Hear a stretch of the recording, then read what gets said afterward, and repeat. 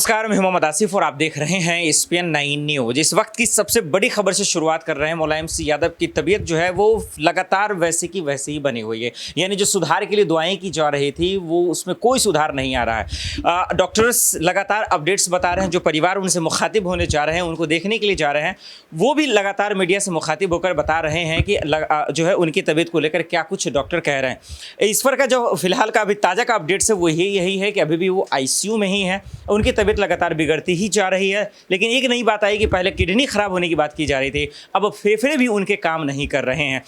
इसी पे जानने की कोशिश करेंगे कि अभी ताज़ा हालात क्या हैं। उसके बाद थोड़ी सी सियासी सवाल भी लेने की कोशिश करेंगे कि अगर वो मुलायम सिंह यादव नहीं रहते हैं, जिस तरीके से डॉक्टर्स बता रहे हैं कि अब न तो दवा काम कर रहा है और न ही उनका कोई फंक्शन, यानी कि अब मशीनों के ज़रिए वो जिंदा है, तो फिर आप समझ सकते हैं कि कितने जो है नाजुक हालात हैं। तो ये जानने की कोशिश करेंगे कि राजनीति सियासत में कितना बड़ा फ़र्क पड़ेगा अगर वो नहीं रहते। तो दीपक मेरे साथ जो मौजूद है। दीपक, आपका बहुत बहुत स्वागत है। पहले तो ताज़ा हालात किस तरह से आप देख रहे हैं, कौन कौन मिलने आ रहे हैं, क्या बड़ी अपडेट्स है इस वक्त? देखिए, लालू प्रसाद यादव के कह सकते हैं जो मुलाकात थी, उसके बाद जो तमाम जानकारी सामने आई, लालू प्रसाद यादव ने, उनके बेटी तेजस्वी ने भी इस बात की जानकारी दी। बिहार से यहाँ तक आ रहे हैं उनसे मुलाकात करने। आप खुद सोच सकते हैं कि कितनी गंभीर परिस्थिति होगी इस समय कि जितने विपक्षी नेता हैं जो कभी मुलायम सिंह यादव की बुराइयां करते थे खुले मंच से जनता के बीच, वो आज यहाँ पर आकर ये प्रार्थना कर रहे हैं कि बस बच जाए, जनता के बीच वापस आए। क्योंकि विपक्ष अगर मजबूत रहता है ना तो चुनाव लड़ने में मजा भी आता है। और मुलायम सिंह यादव वही छवि के नेता हैं कि वो एक विपक्षी नेता के तौर पर बहुत दमदार थे। प्रधानमंत्री पद तक के लिए उनका नाम गया था, लेकिन एक पहलवान होने के साथ साथ उनका जो शरीर था, शरीर तो मजबूत था, लेकिन मानसिकता, जो पत्नी के निधन के बाद मानसिकता हुई थी, जो पत्नी के निधन के बाद टूटी उनकी मानसिकता, वो ज़्यादा दबाव डालती नजर आई। लेकिन जो डॉक्टरों की रिपोर्ट है, किडनी से लेकर यहाँ पर यूरिन में इन्फेक्शन की तक की खबरें सामने आ रही हैं। ये एक समय पर तो नहीं बनी, लगातार कई समय से बीमारी चली आ रही थी। लेकिन परिवारों में जो फूट हुई, जो विवाद हुए, इस बीच पार्टी में से अपर्णा यादव गई, शिवपाल की जाने की खबरें थी, पत्नी का निधन, ये सारी कहीं ना कहीं दिक्कतें, वो अपनी बीमारी को छोड़कर परिवार को संभालने में लगे होंगे, ऐसी अंदर सूत्रों के हवाले से खबर थी। दीपक, एक सवाल ये भी रहेगा कि अखिलेश के मन में इस वक्त क्या होगा, उनके मिजाज किस तरह के होंगे, उनके मन में सवाल किस तरह के चल रहे होंगे, पिता को लेकर भी, पार्टियों को लेकर भी। जो बात आप अपर्णा और शिवपाल जी को लेकर कह रहे हैं, उसको लेकर भी किस तरह के सवाल?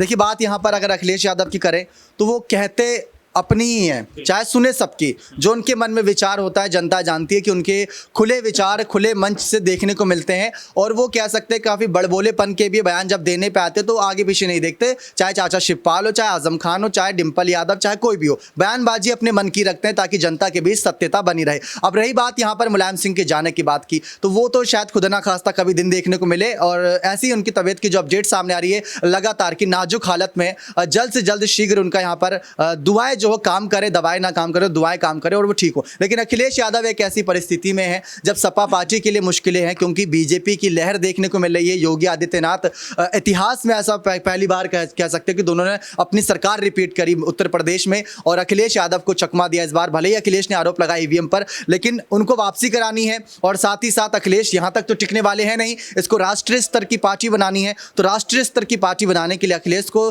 जरूरत है अपने परिवार के सदस्यों की। जैसे इस समय परिवार इस बीमारी की वजह से एक साथ जुटा हुआ है, अगर आने वाले वक्त में राजनीतिक मंच पर भी एक साथ रहे तो शायद ही कोई पार्टी उन्हें पछाड़ सके। बिल्कुल, ये बहुत बड़ी बात दीपक कर, बहुत बहुत शुक्रिया कि अगर जो ये एक हालात, एक मूवमेंट्स आए हैं सबको एकजुट होने के लिए, अगर ये चीज़ लगातार बने रहते हैं तो शायद आने वाले वक्त में जो एक विपक्ष की पार्टी के तौर पर जो सबसे मजबूत पार्टी यूपी में मानी जा रही थी वो बेहतर साबित हो गई। प्रज्ञा जी इस वक्त मेरे साथ मौजूद है। प्रज्ञा, आपका बहुत बहुत स्वागत है। जो इस वक्त हालात बने हुए हैं मुलायम सिंह यादव को लेकर, उससे यूपी के चुनाव पर और उनके परिवार पर कितना फर्क पड़ेगा?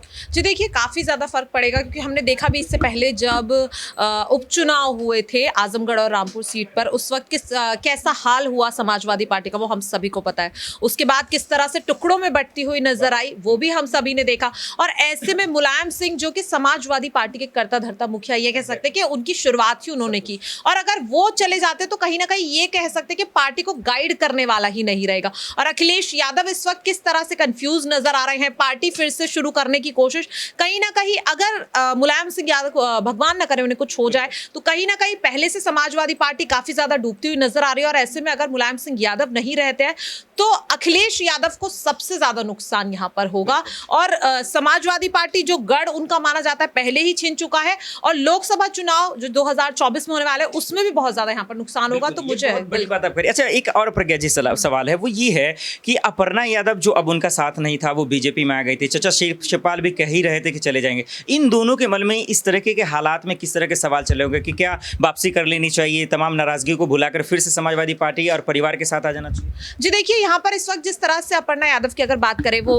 मुलायम सिंह यादव की जैसे खबर आई है कि तबियत उनकी काफी ज्यादा नाजायज है, वो मुलाकात करने के लिए गई हैं, तो कहीं ना कहीं पॉलिटिक्स अपनी जगह है, लेकिन जब भी परिवार पर इस तरीके की कोई दुविधा आती है, अक्सर हम देखते हैं कि परिवार एक साथ नजर आता है। तो ऐसे में कहीं ना कहीं इस वक्त जिस तरह से अखिलेश यादव अकेले पड़ चुके हैं, क्योंकि शिवपाल पहले से अलग हो चुके हैं, अपर्णा की बात करें वो भी बीजेपी में शामिल हो गए, तो कहीं ना कहीं मुझे ऐसा लगता है कि जिस तरह से सब एक साथ नजर आ रहे हैं, तो कहीं ना कहीं हो सकता है कि वो फिर से साथ होने की कोशिश करे, क्योंकि अभी तक पार्टी कहीं ना कहीं मुलायम सिंह यादव के हाथ में थी, और अगर मुलायम सिंह यादव को कुछ हो जाता है तो शायद एक बार फिर से पार्टी किसके हाथ में जाएगी उस पर भी विचार विमर्श किया जा सकता है। तो मुझे ऐसा लगता है कि हाँ, अपर्णा यादव यहाँ पर शायद राजनीतिक फायदे के लिए ही फिर से रुख कर ले समाजवादी पार्टी में। बहुत बहुत शुक्रिया। वाकई ये एक एंगल रहेगा, ये एक सवाल रहेगा कि आखिर इसका जवाब जो है समाजवादी पार्टी खेमे से क्या कुछ आएगा, और ये जानना बेहद ज़रूरी भी है। चलिए जो है प्रांशी की तरफ रुख करते हैं और ये जानने की कोशिश करते हैं कि देखिए, जैसा कि प्रज्ञा जी ने भी यही बताया कि देखिए वाकई में अपर्णा को लेकर सवाल तो रहेगा ही,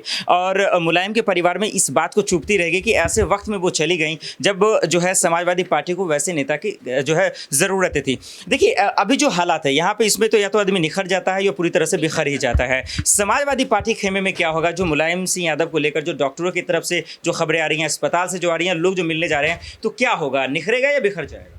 देखिए, समाजवादी पार्टी में जिस तरीके से अभी हमें जो हालात देखने को मिल रहे हैं, अगर यहाँ पर भगवान ना करे कि ऐसा कुछ हमें देखने को मिले, अगर ऐसा कुछ होता है तो जाहिर सी बात है हमें यहाँ पर बिखरती हुई पार्टी नजर आ सकती है। और अपर्णा विष्ट यादव के बारे में जिस तरीके से आपने बात कही है कि वो ऐसे वक्त में पार्टी का साथ छोड़ी है, कहीं ना कहीं अपर्णा विष्ट यादव के जाने के बाद पार्टी और भी ज्यादा बिखरती हुई नजर आई है, क्योंकि शिवपाल सिंह यादव पूरी तरीके से नाराज हैं। अब सवाल यहाँ पर यह खड़ा होता है, क्या शिवपाल सिंह यादव अखिलेश यादव के साथ खड़े होंगे? क्योंकि साल 2024 को लेकर जो रणनीति बनाई गई है लोकसभा चुनाव को लेकर, इस वक्त शिवपाल सिंह यादव अपनी पार्टी को मजबूत करना चाहते हैं। योगी आदित्यनाथ की तरफ उनका रुख देखने को मिला, लेकिन यहाँ पर कहीं ना कहीं ऐसे पॉइंट्स पर को लेकर वह इस वक्त उनके भी खिलाफ खड़े होते हुए दिखे। तो ऐसे में अपर्णा विष्ट यादव का एक तरीके से समाजवादी पार्टी के सामने खड़े होना, टक्कर देना, वाकई में अखिलेश के लिए एक बेहद बड़ी चुनौती है, पूरी की पूरी बीजेपी पार्टी को हराना। और उस वक्त उनके साथ अगर मुलायम सिंह यादव का सलाह मशवरा ना होगा तो जाहिर सी बात है यहाँ पर बिखराव देखने को मिलेगा। बिल्कुल। एक आखिरी छोटा सा सवाल, ये बार बार डॉक्टर भी क्या पैनिक कर रहे हैं, क्या वो भी डराने की कोशिश कर रहे हैं कि देखिए अब दवा काम नहीं कर रहा वगैरह वगैरह, मशीन से ही जिंदा है, या फिर ये समझा जाए कि अब कहानी खत्म हो गई, या यही समझा जाए कि डॉक्टर भी पैनिक कर रहे हैं, घबरा रहे हैं? देखिए, वेंटिलेटर पर रखना मतलब आप समझ ही सकते हैं आसिफ जी, तो वेंटिलेटर पर पहुंच जाना, वेंटिलेटर तक पहुंचना, आईसीयू में ठीक ना होना, फिर उसके बाद सीसीयू में शिफ्ट कर देना, और उसके बाद भी आप मशीन के सपोर्ट से उनको ठीक करने की कोशिश कर रहे हैं, तो जाहिर सी बात है यहाँ पर सभी की चिंताएं बढ़ती हुई नजर आएंगी। दूसरी ही तरफ यहाँ पर देखा जाए, उम्र के बढ़ते हुए पड़ाव पर जिस तरीके से किडनी की समस्या से वह जूझ रहे हैं, और समर्थन यहाँ पर लोगों का ये मिल रहा है कि किडनी ट्रांसप्लांट की जाए। अब सवाल यहाँ पर ये खड़ा हो रहा है कि डॉक्टर्स क्या वाकई में अब ये फैसला लेंगे क्या? जिस तरीके से पार्षद जो आगे आकर खड़े हो गए हैं, जो ट्रांसप्लांट के लिए यहाँ पर आगे आके खड़े हो गए, किडनी देने के लिए, डोनेट करने के लिए, अब उस पर यहाँ पर सवाल खड़ा होता है, क्या वाकई में अब डॉक्टर्स उनकी बात को मानेंगे? चलिए, बहुत बहुत शुक्रिया। ये हकीकत है, दुआएं तो की जा रही हैं, शायद कोई ऐसा चमत्कार हो जाए कि मुलायम सिंह यादव की तबीयत ठीक हो जाए, लेकिन सच्चाई यही है जिससे हम सबको रूबरू होना ही होगा, वो ये कि मुलायम सिंह यादव अब ज़्यादा दिन का उनका सफ़र नहीं है, और वो इसलिए क्योंकि मशीनों के बदौलत कितना दिन जिंदा रही है। अब जाएंगे हर एक अपडेट्स SPN9 न्यूज़ के माध्यम से हम आप तक पहुँचाते रहेंगे, लेकिन अभी के लिए हमें दीजिए इजाज़त और आप देखते रहे SPN9 न्यूज़। नमस्कार।